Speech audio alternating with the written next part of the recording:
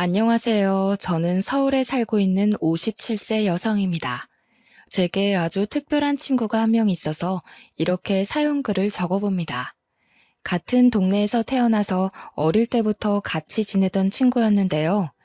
25년이 넘게 지났지만 그녀를 제 머릿속에서 지울 수 없는 이유는 친해서가 아닙니다.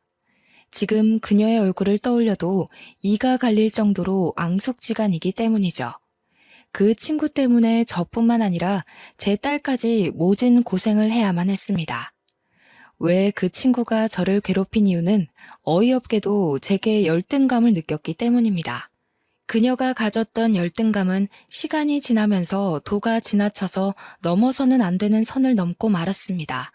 그리고 생각지도 못한 처참한 결과를 불러왔죠.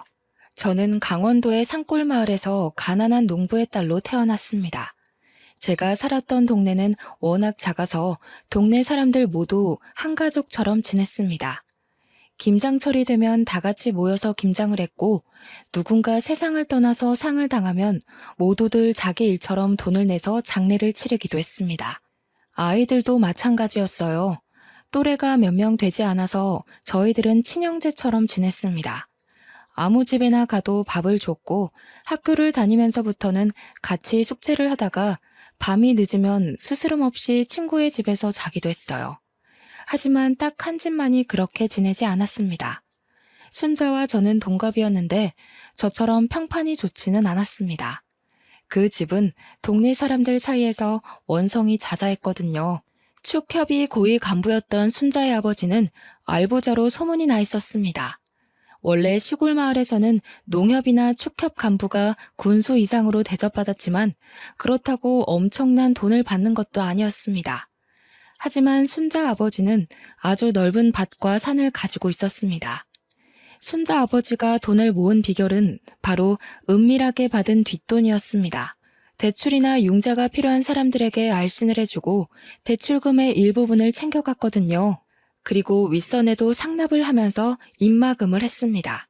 게다가 권력이 있는 사람한테는 비굴하게 손바닥을 비볐고 자기보다 아래인 약한 자에게는 거들먹거리는 위선적인 인간이었습니다. 순잔의 엄마는 동네 사람들을 대상으로 사채까지 돌리고 있었죠. 저희 동네뿐만 아니라 근처 이웃 동네에도 엄청나게 높은 이자를 받는다는 소문이 파다했을 정도입니다. 평상시에는 모두들 순자네를 손가락질했지만 정작 돈이 급할 때는 별 수 없이 순자 엄마를 찾아갔습니다. 저희 동네에는 신용 문제가 있는 사람이 꽤 있었거든요. 하지만 돈을 제때 갚지 못하면 큰 봉변을 당할 각오를 해야만 했습니다. 제가 큰 소동을 본 날에도 순자네 엄마가 난리를 피우고 있었습니다. 아니, 김씨, 돈을 빌려갈 때는 굽신거리더니 왜 돈을 안 갚는 거야? 화장실 갈 때하고 나올 때 다르다더니 이래도 되는 거야? 순자네도 알겠지만 올해 과수원 사과 농사를 완전 망쳐버렸어. 여유가 되면 갚을 테니까 조금만 기다려줘. 무슨 말 같지도 않은 소리를 하는 거야? 누군 땅 파서 장사하는 줄 알아? 다음 달까지 원금의 이자까지 못 갚으면 과수원 압류해버릴 테니 그렇게 알아. 이웃 마을에서 과수원을 하고 있는 집 아주머니가 암에 걸려서 수술을 받아야 하는데 돈이 모자라서 순자네 엄마한테 사채를 빌렸다고 하더라고요. 그런데 한 번으로 끝날 줄 알았던 수술이 두 번을 더 받아야 했고 항암 기간도 계속 연장되어서 돈이 계속 부족했다고 합니다. 그래서 순자 엄마에게 여러 차례 돈을 빌렸는데 1년 만에 이자가 눈덩이처럼 불어나서 감당하기 힘들어졌다고 해요. 과수원 아저씨는 그래도 이웃 동네에 사는데 설마 압류까지 할까라고 생각했는데 순자 엄마는 정말로 기한을 넘겨버리자 바로 과수원을 압류해버렸어요. 그래서 과수원 아저씨가 저희 동네까지 찾아와서 물건을 집어던지기 시작했죠. 순자네가 어떻게 나한테 이럴 수가 있어. 과수원을 빼앗아가면 나보고 죽으라는 소리야? 죽든 살든 그건 내 할 바가 아니고 나는 법대로 할 테니까 알아서 해. 아저씨가 화를 내다가 제발 살려달라고 빌었지만 순자 엄마는 결국 과수원을 빼앗아 버렸어요. 결국 아저씨는 모든 걸 잃고 거지꼴이 되어서 마을을 떠나야만 했죠. 그 정도로 돈에 관해서는 인정사정 봐주지 않는 악독한 사람이 순잔의 엄마였어요. 순자네는 이런 식으로 돈을 갈퀴로 모아서 풍족했지만 동네에서는 놀부집으로 통할 정도로 동네 사람들에게 악평이 자자했어요. 순자는 그런 엄마의 더러운 성격을 그대로 물려받았는지 친구들에게 갑질을 해댔습니다. 어느 날은 고급 학용품으로 친구를 몸종처럼 부리려고 하더라고요. 야, 너희들 이리 와봐. 이 크레파스 보여? 엄청 좋아 보이지? 이거 미국에서 사온 거야. 내일부터 일주일 동안 내 가방 들어주는 사람은 이 크레파스 줄게. 순자는 친구들에게 자기가 가진 고급 학용품으로 친구들을 꼬셨습니다. 저희들은 순자를 피했지만 귀한 과자나 장난감의 유혹은 거부하기 힘들었어요. 몇몇 친구들은 순자가 주는 물건을 가지려고 몸종 노릇을 자청했는데 저는 순자가 아무리 좋은 물건으로 유혹해도 넘어가지 않았어요. 그래서인지 순자가 유독 저만 보면 몸종 제안을 하더라고요. 경미야, 내 가방 들어주면 1,000원 줄게. 오늘 가방은 하나도 안 무거워. 한번 들어봐. 야, 내가 그까지 돈 때문에 네 몸종 노릇까지 할 것 같니? 10,000원을 줘도 안 해. 집이 부자라고 사람 우습게 보지 마. 저는 코웃음을 치면서 순자의 요구를 거절해버렸더니 순자의 얼굴이 벌겋게 달아올랐어요. 그 길로 다른 친구들도 저를 따라 순자를 무시하기 시작했습니다. 안 그래도 인기 없는 순자가 왕따를 당한 데에는 이유가 다 있었습니다. 순자가 잘난 척하고 친구들을 무시하는 데다가 정말 못생겼거든요. 눈이 작고 못생겨서 단추구멍이라는 별명을 가지고 있었습니다. 거기에 더해서 들창코에 주걱턱까지 가지고 있어서 여자인 제가 봐도 정말이지 못생긴 애였어요. 하지만 저는 어릴 때부터 예쁘다는 소리를 수없이 들으면서 자랐습니다. 초등학교 고학년이 되자 이목구비가 더 뚜렷해졌고 미스 코리아감이란 말까지 듣게 되었죠. 저희 엄마도 저만 보면 순자 이야기를 꺼내며 한숨을 내쉬었습니다. 아휴, 네가 순자네처럼 돈 있는 부모만 만났어도 미스 코리아는 그냥 되는 건데 돈이 웬수지. TV에 나온 아역 배우보다 우리 딸이 더 예쁘더라. 저희 엄마만 제 외모 칭찬을 하는 것이 아니었습니다. 주위에서 예쁜 딸을 둬서 좋겠다는 말을 들을 때마다 엄마가 엄청 좋아하셨거든요. 한편으로는 제 미모를 그냥 썩혀야 하는 걸 안타까워하셨어요. 남학생들 사이에서 제 인기는 하늘을 찔렀고 반면에 순자는 남학생들 사이에서는 비웃음거리가 되어가고 있었습니다. 야, 단추구멍 지나간다. 단추구멍이 오늘도 1,000원 줄 테니까 뭐 사오라고 했다며? 사람이 어떻게 저 모양으로 생길 수가 있냐? 인성이라도 좋던가. 이거 못생긴 정도가 아니라 괴물이야, 괴물. 남자애들은 순자가 드는 앞에서 대놓고 헐뜯기 시작했어요. 순자는 그때마다 남자들에게 인기가 많아지고 있는 제게 심한 외모 컴플렉스를 느끼고 있었더라고요. 순자의 외모 컴플렉스는 중학생이 된 다음에 더 심해졌어요. 학교 축제날이 다가오자 사회자로 제가 뽑히니까 순자가 또 저를 불러세웠죠. 방과 후에 저를 분식집으로 데리고 가서는 맛있는 음식을 사주면서 이렇게 말하였습니다. 경미야, 오늘은 내가 쏠게. 먹고 싶은 거 마음대로 먹어. 네가 웬일이야? 나한테 부탁할 거리라도 있어? 사실 이번에 축제 사회자 말이야. 나한테 넘겨주면 안 될까? 순자는 전교생 앞에서 축제 행사를 진행하는 사회를 보고 싶다고 하더라고요. 그래서 사회자로 뽑힌 제게 선생님께 가서 순자를 추천해달라고 말하는 것이었습니다. 뭐? 내가 왜 널 추천해야 하는데? 내가 안 하겠다고 하면 그 자리가 너한테 간다는 보장이라도 있어? 추천한다고 해도 선생님이 안 된다고 할 수도 있어. 응, 있어. 아버지가 이미 교장 선생님께 말해놨다고 했거든. 역시 순자는 믿는 구석이 있어서 저한테 말해달라는 것이었습니다. 그래야 편법을 쓴 티도 안 나고 애들한테 인기를 얻을 테니까요. 저는 그 꼴이 보기 싫어서 단호하게 거절하였습니다. 내가 왜 그래야 하는데? 미안하지만 순자야, 그건 안 되겠어. 나도 축제사회 꼭 해보고 싶었거든. 미안해. 먼저 일어나 볼게. 제가 먼저 자리에서 일어나니까 순자가 저를 노려보며 소리를 지르더라고요. 자기 멋대로 안 되니까 또 성질을 부리며 쌍욕을 내뱉고 있었습니다. 야, 넌 얼굴도 예쁘고 인기도 많잖아. 사회자 정도는 나한테 양보해줄 수 있는 거 아니야? 그것도 양보 못해? 이 가증스러운 년아. 이래놓고 애들 앞에서 착한 척 할 거지? 뭐? 가증스러운 년? 너 말 다 했어? 나 애들한테 다 이럴 거야. 너 이런 식으로 하면 애들한테 미움만 받아. 정신 차리고 똑바로 살라고. 제가 지지 않고 똑같이 소리치니까 순자가 욕을 하면서 제 머리채를 잡고 흔들었어요. 저는 갑작스러운 순자의 행동에 놀라 속수무책으로 당하고만 있었죠. 분식집 아주머니가 말려서 겨우 순자의 소나기에서 물러날 수 있었는데요. 순자는 뭐가 억울한지 펑펑 울면서 주저앉아 있더라고요. 제가 말도 안 하고 획 가버린 뒤로 순자와 저는 마주쳐도 서로를 투명인간 취급하게 되었습니다. 그렇게 제가 중학교 3학년이 되자 아버지는 저를 위해서 결단을 내리신 것 같았습니다. 저는 모르고 있었는데 아버지에게 좋은 일자리 제안이 들어온 것 같더라고요. 여보, 서울로 갔다는 내 친구가 말한 사업 말이야. 제법 자리 잡아가고 있는데 내가 도와줬으면 좋겠다고 하네.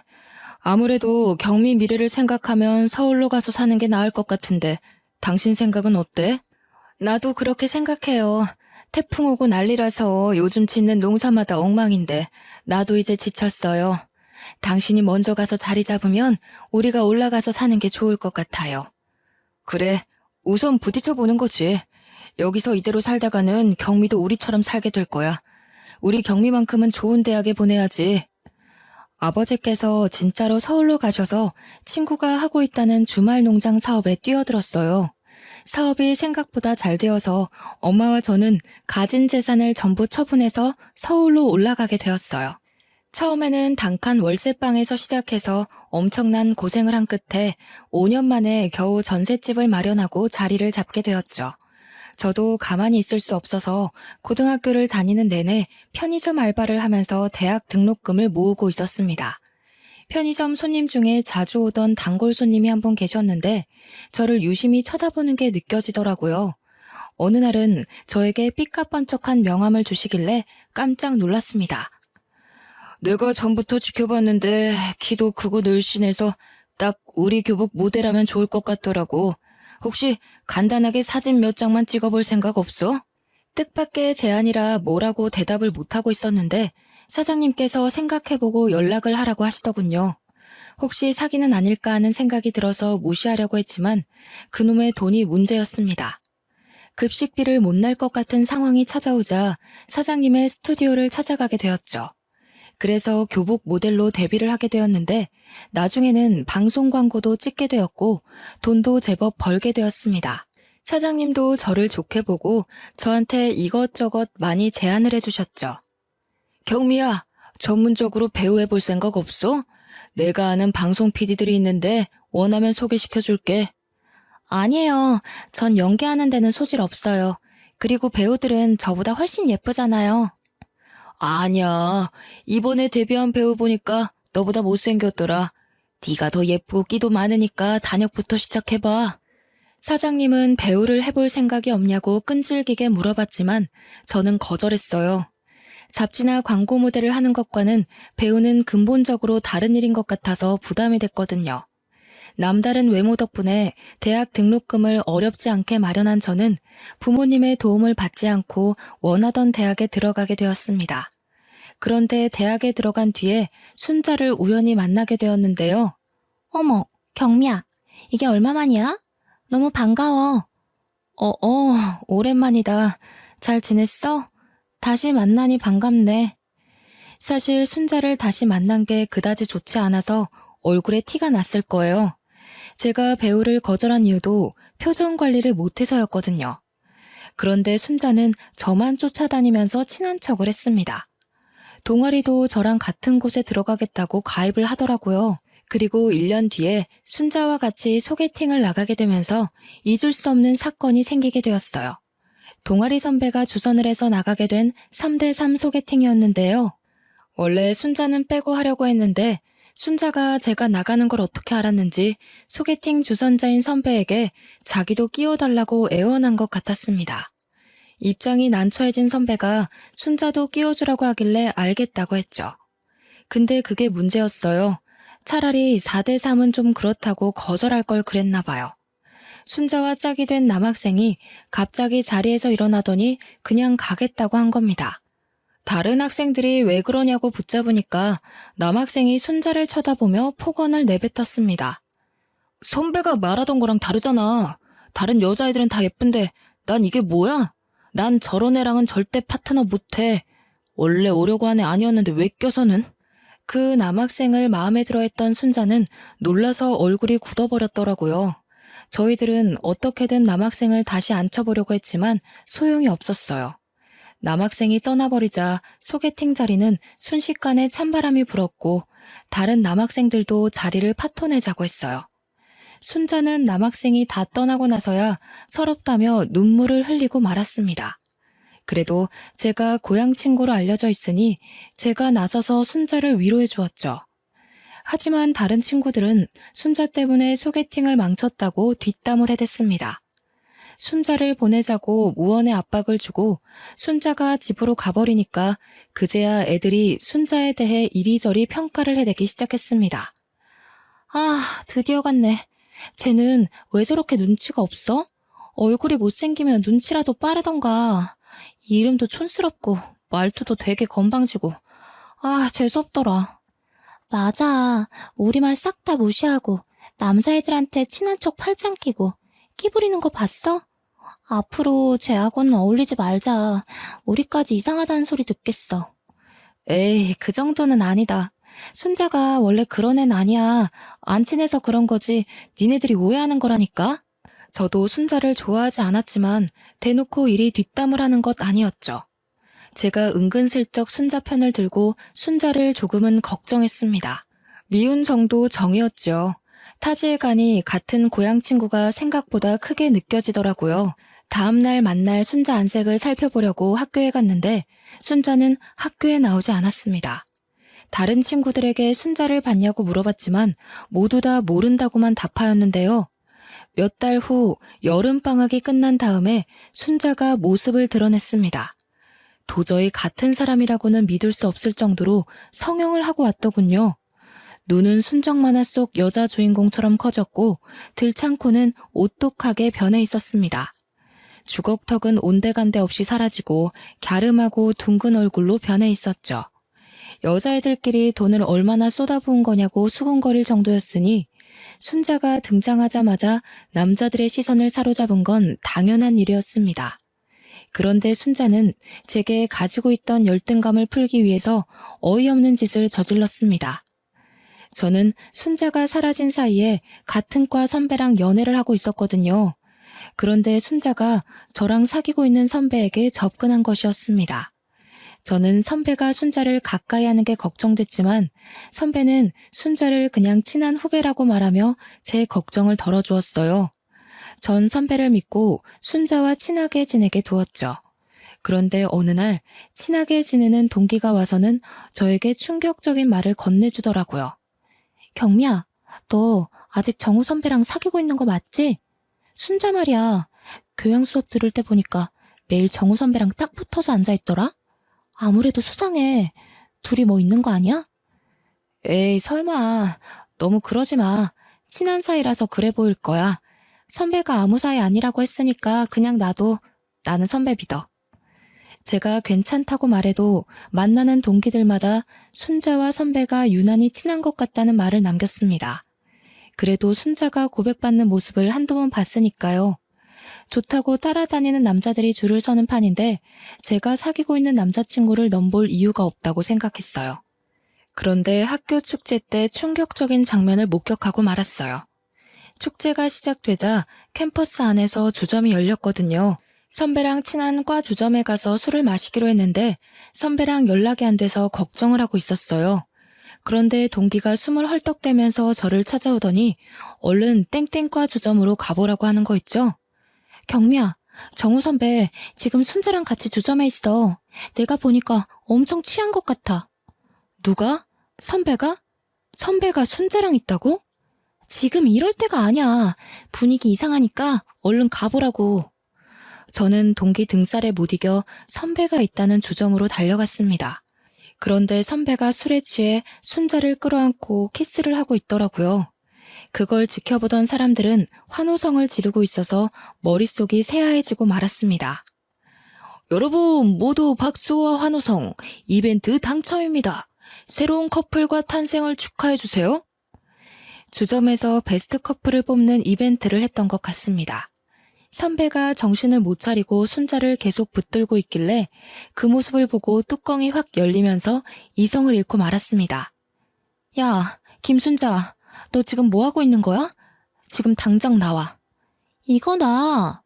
왜 이래? 제가 순자의 머리채를 잡고 주점 밖으로 끌고 나왔는데요. 선배가 바닥을 기어다니며 순자를 찾고 있길래 어떻게 선배를 구워 삶았나 분노가 치밀어 올랐습니다. 너 선배한테 무슨 짓 했어? 뭘 얼마나 먹였길래 선배가 저리 됐냐고. 그리고 너 머리가 어떻게 됐니? 어떻게 내 남자친구를 건드려? 선배한테 침이라도 발라줬어? 그리고 선배가 먼저 나한테 접근했어. 몰래 만나자고 했다고. 그러니까 이참에 헤어져. 우리 사이 방해하지 말고 꺼지라고. 뭐? 이게 미쳤나? 너 학교 생활 어떻게 하려고 그래? 네가 선배 꼬시고 다니는 거 학교에 소문 다 났어. 그 소문 네가 낸 거 아니야? 내가 예뻐져서 질투하는 거잖아. 제가 정신 차리라고 하는데도 순자는 오히려 큰 소리를 쳐서 그날 순자와 싸웠다는 소문이 과 전체에 났습니다. 끝까지 선배를 감싸면서 소문을 해명하고 다녔는데 몇 달 뒤에 선배가 헤어지자고 하더라고요. 경미야, 우리 헤어지자. 미안해. 순자가 임신을 했다고 해서 나도 어쩔 수가 없었어. 저는 그 말을 듣고 정신이 아득해지면서 몸이 휘청거리고 말았습니다. 선배는 저를 생각해서 거리를 두려고 했는데 순자가 끈질기게 달라붙는 바람에 같이 술을 먹었다고 하는데요. 그날도 선배가 술에 취하는 바람에 기억이 하나도 나지 않았는데 순자가 갑자기 책임지라는 말을 했다고 합니다. 순자 말로는 선배가 술에 취해 순자에게 그 짓을 저질렀다고 하죠.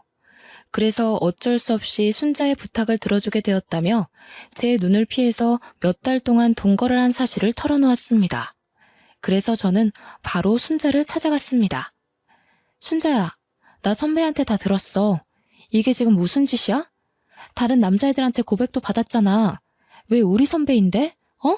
말 좀 해봐. 내가 네 남친 꼬시면 안 되니? 이제 신경 쓰지 마. 우린 곧 결혼할 거거든. 뭐?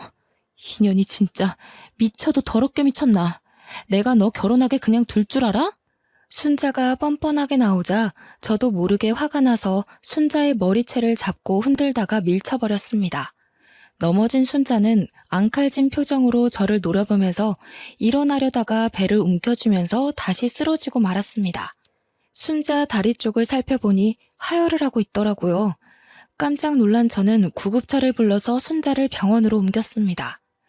진찰을 한 의사는 다행히 태아는 무사하다고 했는데요. 덕분에 저희 부모님도 순자의 임신을 알게 되었죠. 응급실까지 찾아와서는 저를 이렇게 위로하셨습니다. 순자가 진짜 뺏었다는 증거도 없고 어쩌겠니? 결혼한 남편도 아니고 포기해라. 그냥 똥 밟았다고 생각하고 울지 마, 우리 아가. 다른 사람이 바람피는 것 같다고 말하더라도 믿고 기다릴 정도로 사랑하던 사람이었습니다. 그때까지는 눈물만 나오고 분했는데 선배가 진짜로 순자의 병문안을 오고 지극정성 병간호를 하는 모습을 보고 정신적인 충격을 받았습니다. 선배랑 순자가 결혼한다는 소식을 소문으로만 듣고 한 달이 넘게 집 밖으로 나가지도 못하고 폐인처럼 누워만 있었죠. 그래도 만병통치약이라는 시간 덕분에 정신을 차릴 수 있었습니다. 이것으로 순자와 저의 악연은 끝이라고 생각하고 기운내서 열심히 살기로 마음을 먹었는데요. 선배를 만나지 않기 위해 한 학기만 휴학을 하고 다시 복학해 쭉 학교를 다니다가 졸업을 하고 직장을 다니게 되었습니다. 직장 생활을 하면서 은희라는 친한 여직원과 친하게 지내고 있었죠. 은희의 사촌 오빠는 잠실 야구장 근처에서 피자 가게를 하고 있었습니다. 프로야구 경기가 있어서 바쁜 날이면 은희에게 알바를 해달라고 부탁을 하곤 했는데요. 그때마다 은희가 꼭 저를 불러서 피자 가게 일을 같이 했습니다. 그러다 은희의 사촌 오빠랑 친해져서 프로야구 시즌 중에는 주말마다 가게로 가서 일손을 도와주었습니다. 일손을 도와줘서 고맙다며 밥이랑 술을 얻어먹다 보니 그냥 친한 사이가 아니라 남녀 관계로 변해가기 시작했습니다. 그런데 은희가 자기 사촌 오빠랑 가까워지는 걸 걱정스러워 하더라고요. 경미야, 솔직히 말해봐. 우리 오빠랑 사귀지? 아니, 그건 아닌데 솔직히 말하면 남자처럼 느껴지긴 해. 너한테는 말 못했는데 너 몰래 만난 적이 몇 번 있었거든. 은희는 제가 자기 오빠를 좋아하고 있다는 걸 알자 뜻밖의 말을 꺼내놓았습니다. 나도 둘이 몰래 만나고 있는 거 알고 있었어. 그래서 너도 이제는 알아야 할 것 같아서 말하는데. 뭘 말하려고 이렇게 뜸을 들여? 설마 사촌 오빠한테 여친이라도 있는 거야? 우리 오빠가 참 좋은 사람이긴 한데 사실 결혼한 적이 있어서 좀 그래. 차라리 여친이 있다는 말이 더 나을 뻔했습니다. 총각인 줄 알았는데 결혼을 한 적 있었다니. 남편은 그 사실을 숨기고 저를 쭉 만나왔던 것이었습니다. 은희가 하는 말을 들어보니 사촌 오빠가 결혼하고 아내가 갑자기 심장 발작으로 세상을 떠났다고 하는데요. 다행히 딸린 애는 없어서 다행이었습니다. 남편을 너무 좋아해서 그랬던 걸까요? 바람펴서 이혼당했거나 성격이 이상해서 이혼당한 것이 아니라서 다행이라는 생각이 먼저 들더군요. 그러니까 잘 생각하고 결정해. 오빠한테는 내가 말했다고 하지 말고 너한테 말 안 하면 안 될 것 같아서 말하는 거야. 그것 말고는 우리 오빠 진짜 좋은 남자야. 저는 은희에게 생각해보겠다고 말하고 하루 종일 고민해보았습니다. 하지만 아내가 갑자기 세상을 떠서 솔로가 된 것이고 애도 없으니 괜찮을 거라는 생각만 들었죠. 그래서 남편에게 연락해보니 남편이 은희에게 모든 걸 전해들은 모양이었습니다. 저한테 미리 말 못해서 미안하다고 하더군요. 은희한테 들었지? 내가 직접 말해야 하는데 계속 밀어서 미안해. 막상 말하려고 하니까 입이 안 떨어져서. 그래서 너한테 좋아한다는 말도 못하고 있었어. 이젠 너랑 진지하게 만나보고 싶은데 어떻게 안 될까? 남편은 용기를 내서 제게 결혼을 전제로 만나보자고 했고 저는 이미 마음의 결정을 한 상태여서 기쁘게 받아들였습니다. 결혼 후에 저희 부부는 피자 가게를 운영하면서 딸을 낳고 남부럽지 않게 행복하게 살고 있었어요. 가게를 하면서 바쁘게 사는 사이에 딸이 고등학생이 되었고 그때부터 제게 고민이 하나 생겼죠. 딸은 저를 하나도 닮지 않아서 엄마인 제가 봐도 아주 못생겼습니다. 게다가 고등학생이 되면서 살이 조금씩 불어나더니 20살을 넘기자 몸무게 숫자가 3자리를 찍어버린 겁니다. 다이어트란 다이어트는 전부 해봤지만 소용없었어요. 단식 프로그램이나 살을 빼준다는 각종 프로그램에 참가했지만 그때뿐이었고 요요 현상으로 살이 더 찌는 상황이 찾아왔습니다. 저는 당연히 제 딸이니까 항상 사랑으로 보듬어주고 예쁘게 말하려고 노력했는데요. 그런데 순자가 제 딸을 볼 때마다 못생기고 뚱뚱하다며 비웃었어요. 고향 친구들을 만나려고 제가 예전에 살았던 시골로 내려갔을 때였어요. 친구들이 저를 만나자마자 몇 년 전에 순자가 고향 마을로 귀농을 했다고 말해주더라고요. 남편이 하던 사업이 망할 징조를 보이자 그냥 고향으로 돌아가서 친정 부모님이 가지고 있는 땅에 농사를 지으면서 살기로 했다는 겁니다. 그래서 한 번씩 고향에 내려가면 싫어도 순자와 다시 마주치게 되었죠. 이제 순자를 더 이상 마주칠 일은 없을 거라고 생각했는데 세상 일이란 게 마음대로 되는 게 없더군요. 그렇지만 순자를 피하려고 고향 친구들과의 인연을 끊을 수 없었어요. 고향 친구 어머니가 돌아가셔서 급하게 장례식장을 방문했는데 순자가 그 자리에서조차 저를 씹어댔어요. 딸은 엄마를 닮는다는데 네 딸은 왜 아직도 그 모양이니? 웬만하면 나처럼 성형 좀 시켜줘라. 넌 딸하고 같이 다니면서 부끄럽지도 않니? 우리 딸이 뭐 어때서? 나이 먹어갈수록 예뻐지기만 하구만. 왜 너는 나 볼 때마다 못 잡아먹어서 안달이니? 예뻐지긴 개뿔. 우연히 네 SNS 들어가 봤는데 너네 딸은 점점 못생겨지더라. 네가 낳은 딸이 맞기는 하는 거니? 저는 화가 났지만 상종하기 싫어서 무시해버렸는데요. 다른 자리도 아니고 친구 엄마 장례식 날인데 소란을 피우고 싶지 않았습니다. 그러다 며칠이 흐르고 순자가 웬일로 환갑잔치를 다 초대했더라고요. 저희 딸을 꼭 데리고 오라고 하길래 저도 생각이 있어서 딸을 데리고 고향으로 내려갔죠. 순자가 딸아이에게 모진 말을 할 걸 예상하고 간 것인데 생각보다 심한 말로 저와 딸의 마음에 염장을 질러댔습니다. 사회자가 환갑잔치 진행을 하고 있는데 순자가 갑자기 나서서 큰 소리로 떠들기 시작했거든요. 야, 실제로 보니까 네 딸 몸집이 푸짐해서 시집도 못 가겠다.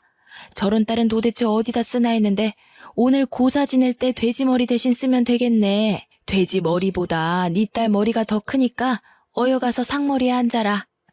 순자가 제 딸을 붙잡고 상이 있는 쪽으로 데려가니까 더 이상 참을 수 없더군요. 그래서 환갑잔치를 진행하고 있는 단상으로 올라가 진행자가 들고 있던 마이크를 빼앗았습니다. 뭐? 내 딸 머리가 더 크다고? 감히 남의 집 귀한 딸을 돼지머리에 비유해? 인연이 뚫린 입이라고 나오면 다 말인 줄 아나? 전부터 시비 거는 거 참았는데 너 죽고 나 죽자. 어디 한판 해보자고. 내가 뭐 틀린 말 했어? 네 딸이 뚱뚱한 게 내 탓이야? 네 딸이 못생긴 게 내 탓이냐고. 남의 딸 데려와 놓고 네 딸이라고 우기는 네가 잘못한 거지. 너 정신 나갔어? 내 딸이야. 내 딸이라고. 누가 남의 딸이래? 눈깔이 어디 잘못 달린 거 아니니? 그래, 오늘 눈깔 다시 달자. 내가 달아줄게. 지금까지 참던 분이 치밀어 올라 마이크를 집어던지고 순자에게 달려가 얼굴을 손가락으로 잡아뜯고 말았습니다. 덕분에 순자가 아프다고 소리를 지르며 한바탕 크게 싸우게 되었죠. 한순간에 엉망이 되어버렸습니다. 더 분한 건 딸이 순자에게 사과도 받지 못하고 마음의 상처를 입은 것이었는데요. 눈물을 꾹 참고 있던 딸이 집에 돌아오자마자 끝내 울음을 터뜨리고 말았습니다. 차라리 딸아이를 데리고 오지 말 걸 후회가 되더군요. 순자가 제 딸아이에게 뭐라 할수록 당당하게 딸아이를 데려오면서 자랑해야 한다고 생각했습니다. 외모만 빼면 정말 공부도 잘하고 성격도 좋고 싹싹한 아이였거든요. 어른들 사이에서 예쁨 받는 모습을 보여주고 싶었는데 욕심을 부린 제 탓이었습니다. 제가 딸아이에게 다 잊어버리라고 말하고 다시는 고향집에 안 데려가겠다고 했습니다. 그렇게 1년이 지난 뒤에 순자가 여전히 제게 앙심을 품고 말도 안 되는 짓을 꾸미고 있다는 사실을 알게 되었습니다. 얼마 전부터 남편의 행동이 수상해서 유심히 지켜보고 있었거든요. 제 직감엔 남편에게 다른 여자가 생긴 것 같았습니다. 그러다 우연히 남편의 휴대폰을 보고 기가 막힌 사실을 알게 되었죠. 남편에게 숨겨둔 내연녀가 있었는데 그게 바로 순자였더라고요. 남편과 순자가 주고받은 문자를 보고 충격을 받아 숨이 안 쉬어졌습니다. 마음 같아서는 남편을 붙들고 따지고 싶었지만 진정이 될 때까지 혼자서 생각해 보았습니다. 아무리 생각해봐도 순자년이 의도적으로 제 남편을 홀렸다는 느낌이 들더군요. 어릴 적부터 절 질투하고 뒷담한 것도 모자라 제 남자친구를 뺏은 전적도 있으니까요. 순자가 아직도 저에 대한 질투와 자격지심을 가지고 있을 거라는 생각에 이제 그만 결판을 내야겠다고 느꼈습니다. 25년이 넘게 저를 괴롭힌 대가를 확실하게 치르도록 작전을 짰습니다. 그래서 바로 순자의 남편에게 전화를 했죠. 제가 순자네 남편에게 연락을 하니까 몹시 당황한 눈치더라고요. 하긴 순자네 남편이 대학생 때 저를 버리고 순자와 결혼을 한 그 선배였거든요. 갑자기 전화를 걸어 놀랐는지 선배가 기어 들어가는 목소리로 제 안부를 물었습니다. 경미야, 네가 어쩐 일이야? 진짜 오랜만이다. 잘 지냈어? 나는 잘 못 지냈지. 어떻게 잘 지낼 수 있겠어. 오빠는 잘 지내고 있지? 그냥 그렇지 뭐. 너는 왜 잘 못 지내는데? 무슨 일 있는 거야? 전화로 이야기할 건 아니고 우리 만나서 이야기하자. 제가 선배네 집 근처로 가겠다고 하니까 불편해하면서 어쩔 수 없이 승낙하는 눈치였습니다. 그 길로 고향으로 내려가 10분 정도 떨어진 시내에서 선배를 만났습니다. 저희들은 카페로 가서 한참 동안 말없이 앉아만 있었죠. 고향에 내려가면 한 번씩 마주치기는 했지만 서로 피했기에 마주 앉아서 대화를 하는 건 25년 만에 처음이었습니다. 어쩐 일로 연락했어? 심각한 일이야? 설마 그날 일 때문에 부른 건 아니지? 결국 선배가 침묵을 이기지 못하고 먼저 말을 꺼냈습니다. 그래서 저는 남편과 순자가 주고받은 문자를 보여주었죠. 문자 내역들을 본 선배의 눈이 커졌고 곧바로 얼굴이 굳어졌습니다. 다 읽었어? 순자가 선배 버리고 내 남편 만나고 있더라? 내 생각엔 순자는 선배 좋아해서 결혼한 거 아닌 것 같아. 선배는 순자한테 속아서 결혼한 거라고. 그녀는 나한테 복수하려고 선배를 이용한 것뿐이야. 선배는 25년 넘게 그녀한테 속고 있어. 그게 다 무슨 말이야? 나 너무 혼란스럽다. 우리 와이프가 네 남편이랑 불륜 관계라고? 그리고 경미 너한테 복수하려고 나랑 결혼한 거고? 제가 다 맞다고 하니까 선배가 분을 참으려고 입술을 깨물었습니다. 한참 동안 고개를 숙이고 아무 말도 못하고 있길래 진실을 말해줬으니 올바른 선택을 하라고 말해주었는데요. 제가 어떤 의도로 그런 말을 했는지 알아들었나 봅니다. 며칠 뒤에 고향 친구에게서 전화가 한 통 왔거든요. 경미야, 순자가 바람 피웠다가 남편한테 묵사발이 되도록 얻어 터졌대. 내가 집에 가서 순자 얼굴 보니까 진짜로 온몸이 피멍이 되어 있던데? 친구가 순자에게 무슨 일이 있었는지 자세하게 말해주었는데 제가 짐작했던 것과는 많이 다르지 않았습니다. 의도했던 대로 선배가 제 목까지 때려줬더라고요. 게다가 작은 동네라 부부싸움을 할 때 들렸던 육성도 사실인지 몰라도 자극적으로 퍼져갔습니다. 이런 쳐 죽이려나. 감히 나를 속이고 다른 남자랑 바람을 펴? 그것도 경미랑. 너 경미가 어떤 애인지 알고 있잖아. 나랑 만났던 애 남편을 만나? 너 경미가 아니라 나한테 복수하려고 이러는 거지? 나한테 악감정 있어? 말해봐. 도대체 무슨 목적으로 나한테 접근한 거냐고. 왜 아무 말도 못하는데? 어떻게 지금까지 나를 속일 수가 있었냐고, 이 나쁜 년아. 순자는 겁에 질려 아무 말도 못한 것 같다고 하던데요. 동네 어르신들은 순자가 불쌍하다고 동정하기도 했지만 처음부터 저에 대한 질투심으로 선배를 유혹해서 여러 번 잠자리를 했다는 사실이 들통나 동네 어르신들에게조차 미움을 받고 있었습니다. 게다가 선배와 잠자리를 할 때 피임을 소홀히 하며 일부러 임신까지 했고 그걸 빌미로 결혼을 요구했다고 하더라고요. 그런데 저에 대한 복수를 하고 나니 당연히 선배에 대한 애정은 식어버렸고 결혼 초부터 다른 남자와 내연 관계를 맺고 있었던 겁니다. 그러다 고향 마을에 내려온 저희 부부를 보고 제 남편을 유혹했던 거죠. 선배는 결혼 생활 내내 순자를 의심하다가 제 폭로로 폭발하고 말았다고 합니다. 저러다 사람 잡겠다는 생각이 든 이웃의 신고로 경찰이 출동해서 겨우 진정되었다고 해요. 하지만 여기서 끝낼 수 없죠. 저는 순자가 메타작을 맞았든 말든 상간녀 소송을 했고 순자 앞으로 되어 있던 땅을 위자료로 받아냈습니다. 순식간에 이혼을 당하고 동네에서 얼굴을 들고 다닐 수 없게 된 순자는 빈손으로 쓸쓸하게 고향을 떠나는 비참한 신세가 되어버렸는데요. 당연히 저도 순자와 바람이 난 남편에게 이혼을 선포했습니다. 남편이 한 번만 용서해달라고 빌었지만 저희는 아직 별거를 하고 있는 중이죠. 말로만 들었던 황혼 이혼을 제가 다 고민하고 있다니 믿기지가 않습니다. 딸아이가 1년 전에 좋은 남자를 만나서 결혼식을 올려서 그때까지만 버티려다가 지금까지 이혼 소송을 안 걸고 있네요. 저희 딸이 데려온 사위는 딸처럼 덩치가 좋은 유도 선수 출신의 사위여서 든든합니다. 내년이면 손주가 세상에 나올 예정이라서 슬픈 소식을 들려주고 싶지 않은데요. 이렇게 오랜 시간이 지나다 보니 굳이 호적상으로 정리를 해야 하나 걱정이 됩니다. 이제야 주변이 잠잠해지고 좋은 소식만 들려오고 있는데 갑자기 이혼한다고 나서면 눈앞이 깜깜해질 것 같거든요. 여러분들은 부디 이런 일 없이 늘 행복하고 건강하시길 바랍니다.